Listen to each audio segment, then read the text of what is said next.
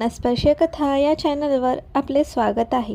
त्यात पाऊल ठेवता शिवराजने गीतांजलीचा हात हळुवारपणे दाबला. तिला धीर देत तिच्याकडे पाहिले आणि नंतर ती वरच्या मजल्यावर त्याच्या अभ्यासिकेत गेली.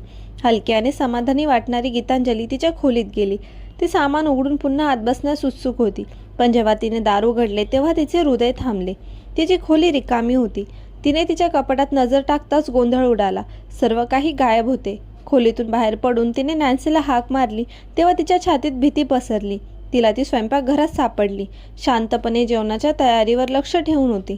नॅन्सी, गीतांजली ओरडली. तिचा आवाज आश्चर्याने भरलेला होता. कुठे? माझ्या वस्तू कुठे आहेत? माझी खोली रिकामी आहे. नॅन्सी तिच्याकडे वळली. तिच्या चेहऱ्यावर एक उबदार हास्य पसरले. अरे, तुला त्याची काळजी करण्याची गरज नाही. गीता, काल सरांनी फोन केला आणि तुझे सर्व सामान त्यांच्या खोलीत हलवण्यास सांगितले.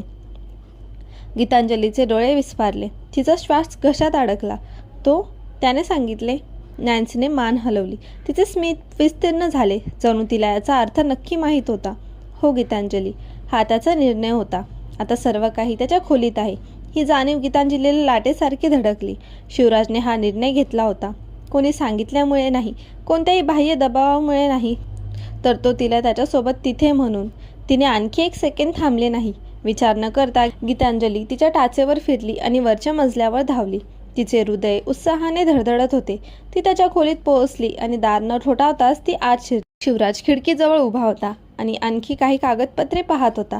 पण ती आत येताच अचानक तिच्या प्रवेशाने त्याचे डोके चकित झाले. तो काही बोलण्यापूर्वीच गीतांजली त्याच्या बाहूंमध्ये झोकून देऊन स्वतःला त्याच्या भोवती घट्ट गुंडाळून घेतलं. शिवराज क्षणभर स्तब्ध होऊन उभा राहिला.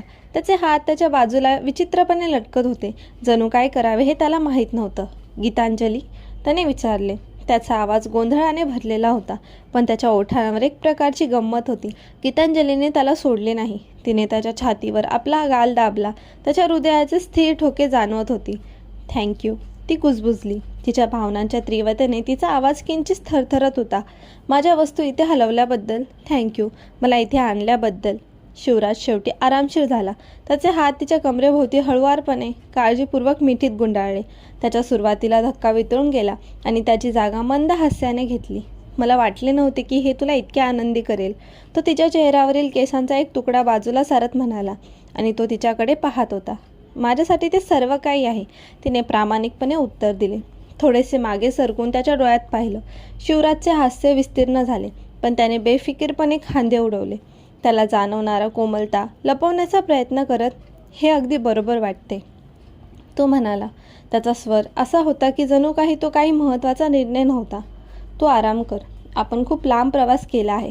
गीतांजलीचे डोळे कृतज्ञतेने चमकत होते, पण तिला माहीत होते की त्याला यातून फारसा फायदा घ्यायचा नाही, म्हणून तिने फक्त हसून मान हलवली. ठीक आहे, मी आराम करते. त्याने तिच्या कपाळावर हळुवारपणे चुंबन घेतले. नंतर मागे सरकला आणि बेडकडे इशारा केला. झोप घे. दुसऱ्या दिवशी सकाळच्या प्रकाशाचे मऊ किरण पडद्यांमधून गीतांजलीच्या चेहऱ्यावर एक उबदार चमक पसरवत होते.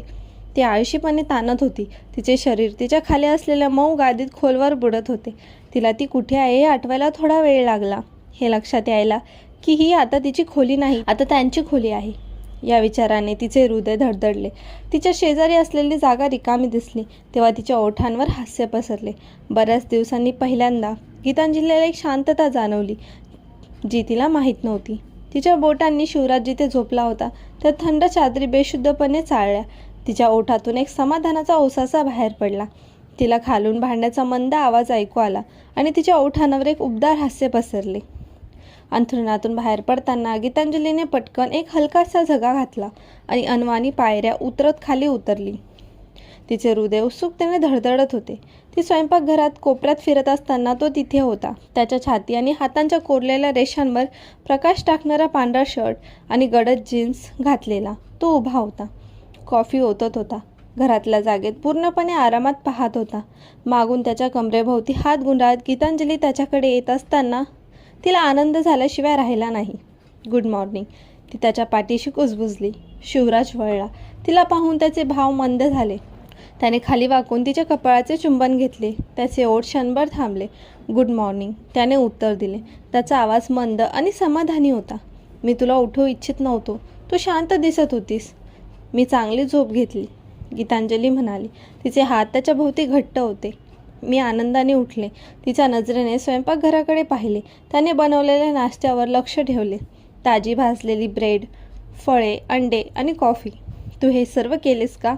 तो हसला. डोके हलवत म्हणाला, मला नोकराईंकडून थोडी मदत मिळाली होती, पण मला वाटलं की आपण एकत्र छान नाश्ता करू शकतो. तिच्या या हावभावाने तिचे मन आनंदित झाले. मला ते खूप आवडले. ती खोलीकडे इशारा करत म्हणाली, शिवराज, तू माझ्या वस्तू तुझ्या खोलीत हलवाव्या. तू ते केलं. शिवराजची नजर मंदावली आणि क्षणभर त्याच्या हावभावात एक असुरक्षितता होती, जो तो क्वचितच दाखवत असे. मला हवी होती, त्याने शांतपणे म्हटले. गीतांजलीची भावना छाती घट्ट झाली. ती पुढे सरकली. त्याच्या गळ्याभोवती आपले हात गुंडाळले आणि स्वतःला त्याच्यावर दाबले. थँक्यू, ती कुजबुजली. तिचा आवाज प्रामाणिकपणे भरलेला होता. मला हे कधीच जाणवले नव्हते, इतके पूर्ण. शिवराज हसला. तिला जवळ ओढले आणि क्षणभर त्यांनी एकमेकांना धरले. हे एक साधे कृत्य होते, पण त्यात खूप अर्थ होता. गीतांजली डोळे मिटून त्याच्या मिठीचा उबदारपणा, तिच्या विरुद्ध त्याच्या हृदयाचे स्थिर ठोके यांचा आस्वाद घेत होती. त्यांनी एकत्र नाश्ता केला. फार्म हाऊसच्या प्रवासाबद्दल बोलत असताना वातावरणात हास्य पसरले. यावेळी कोणतेही तणाव नव्हता, कोणताही संकोच नव्हता. शिवराजची नजर तिच्यावर एकापेक्षा जास्त वेळा राहिली आणि गीतांजली जेव्हा जेव्हा त्याच्या नजरा भेटत होते, तिचे हृदय आनंदाने भरून येत असे. जणू काही ते शेवटी पुढे जात होते. त्यांच्या नात्याची सुरुवात झालेली अनिश्चितता आणि अस्वस्थतेला मागे टाकत होते. नाश्त्यानंतर गीतांजली तिच्या लेक्चरसाठी विद्यापीठात गेली. तिला आठवड्याभरापेक्षा हलके वाटत होते. दिवस अंधुक गेला. तिचे विचार सतत शिवराजकडे वळत होते. वर्ग सुरू असतानाही ती स्वतःशी हसत होती. तिच्या मनात त्यांची सकाळ वारंवार आठवत होती. ती घरी परतली तेव्हा सूर्य मावळू लागला होता आणि घरावर सोनेरी रंग पसरला होता. गीतांजली दारातून आत येत असताना जेवण बनवले जात असल्याची आरामदायी वासेने तिचे स्वागत केले. पण जेवणाच्या सुगंधाने तिचे हृदय धडधडत नव्हते, तर त्याचा मादक सुगंध आणि घरी आधीच वाट पाहत असलेल्या शिवराजचे दृश्य होते. तू लवकर घरी आलास? तिने टिप्पणी केली. तिचा आवाज आश्चर्याने भरलेला होता, कारण तिने तिची बॅग दाराजवळ टाकली आणि त्याच्याकडे निघाली. शिवराजने वाचत असलेल्या पुस्तकातून वर पाहिले. त्याच्या ओठांवर एक छोटेसे स्मित होते. मला माझ्या पत्नीसोबत काही वेळ घालवायचा होता, तो हळुवारपणे उत्तरला. तिला भेटण्यासाठी उभा राहिला. गीतांजलीचे गाल आनंदाने फुलले. बरं, तू असं केलंय याचा मला आनंद आहे, ती म्हणाली. त्याने तिला मिठीत ओढत तिचे हात त्याच्या भोवती गुंडाळले. तिच्या शरीराच्या विरुद्ध त्याच्या शरीराची उबदारता आता परिचित होती. तिला अशा प्रकारे सांत्वन देत होती की तिला सुरक्षित, प्रेमळ वाटेल. पुढचे काही तास त्यांनी बैठकीच्या खोलीत एकत्र घालवले. सर्व काही आणि काही नसल्याबद्दल गप्पा मारल्या. आतील विनोदांवर हसले आणि समाधानाचे शांत क्षण शेअर केले. ते सोफ्यावर बसले, टीव्ही पाहत होते. त्यांचे पाय एकमेकांत अडकले होते आणि गीतांजली त्याच्या खांद्यावर डोके टेकवत होती. एका क्षणी नॅन्सी खोलीत गेली. त्यांच्याकडे पाहत असताना तिच्या ओठांवर एक मंद हास्य होते. नंतर जेव्हा तिने गीतांजलीला एकटं पाहिलं तेव्हा ती तिला कुजबुजली. तुम्ही दोघांनी असे पाहून बरे वाटले, नॅन्सी म्हणाली. तिचा स्वर हलका पण अर्थपूर्ण होता. विशेषतः सर, मी त्यांना खूप दिवसांपासून इतका आनंदी पाहिले नाही. गीतांजलीचे डोळे भावनांनी चमकले. हे सर्व तुझ्यामुळेच झाले. थँक्यू. नॅन्सी तिचा हात हातात घेते आणि हसते. मूर्खपणा करू नको, असंच असायला हवं. जेवण हे एक साधे, आरामदायी प्रकरण होते. दोघेही टेबलाभोवती सहज गप्पा मारत होते. जेवणादरम्यान गीतांजली शिवराजकडे पाहत होती आणि ते किती दूर आले आहे याचे तिला आश्चर्य वाटत होते. आता त्याचे सावधगिरीचे वातावरण होते. त्याच्या नेहमीच्या उदासीनतेची जागा तिने त्याच्यात कधीही न पाहिलेली उबदारपणे घेतली होती. तो आरामशीर, शांत होता आणि त्यामुळे तिचे त्याच्यावर आणखी प्रेम वाढले. त्या संध्याकाळी जेवणानंतर ते चित्रपट पाहण्यासाठी त्यांच्या खोलीत गेले. हो, त्याच्या खोलीत एक मोठा LED स्क्रीन आहे. गीतांजली आरामदायी पायजामा घालून बसली होती आणि शिवराज बेडवर तिच्या शेजारी बसला होता. त्याचा हात तिच्या खांद्याभोवती आकस्मिकपणे गुंडाळला होता. त्याने एक हलका फुलका विनोद निवडला, पण अर्ध्या वाटेत गीतांजली स्वतःला स्क्रीनपेक्षा त्याच्यावर जास्त केंद्रित असल्याचे आढळले. चित्रपट सुरू असताना शिवराज अचानक तिच्याकडे वळला. त्याचे भाव विचारशील होते. मी तुला सांगायला जवळजवळ विसरलोच होतो, तो म्हणाला. त्याचा आवाज मंद होता. गीतांजली डोळे मिचकावत म्हणाली. डोके टेकवून त्याच्याकडे पाहत होती. काय आहे? उद्या, तो सुरुवात करतो. किंचित हलत होता, जेणेकरून तो पूर्णपणे तिच्याकडे तोंड करून बसला होता. आपल्याला विजयच्या एका खास कार्यक्रमाला जायचं आहे. विजय कदम, गीतांजली विचारत म्हटले, ना ओळखत. तिने शिवराजच्या चुलत भावाबद्दल आधी ऐकले होते.